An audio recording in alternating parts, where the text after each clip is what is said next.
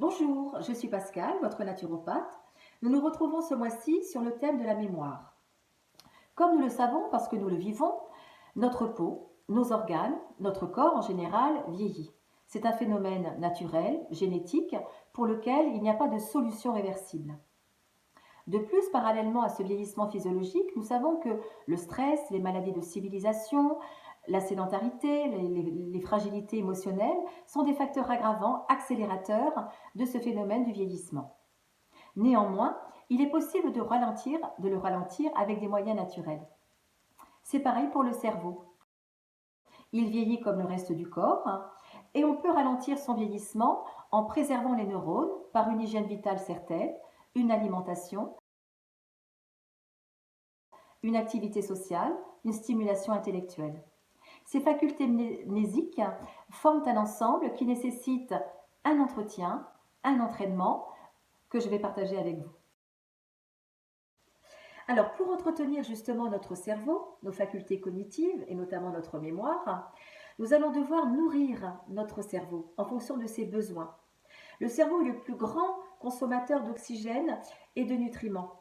L'oxygénation et l'état nutritionnel sont donc les deux piliers sur lesquels on va pouvoir donc s'appuyer pour agir en prévention et ainsi freiner l'altération des fonctions cérébrales.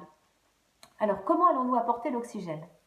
D'abord, en suivant les conseils préconisés dans le tuto du mois dernier sur l'environnement.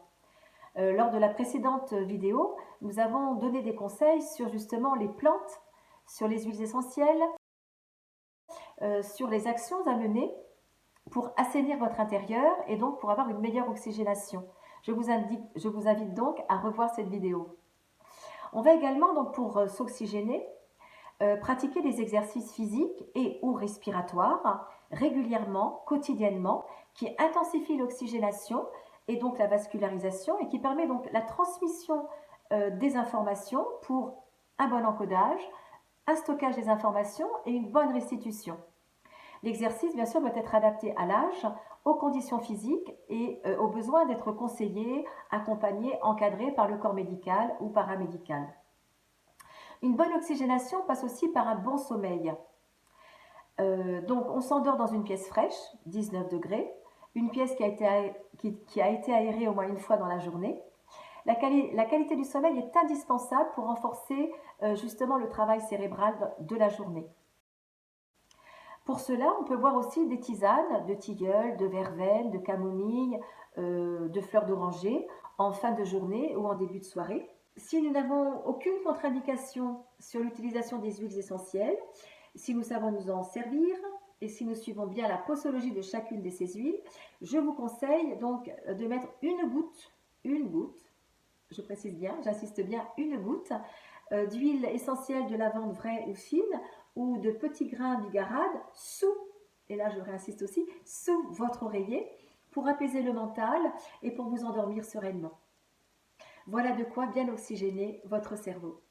Vous l'aurez compris, gardez un esprit vif et alerte, bannissez la routine et l'ennui, soyez curieux.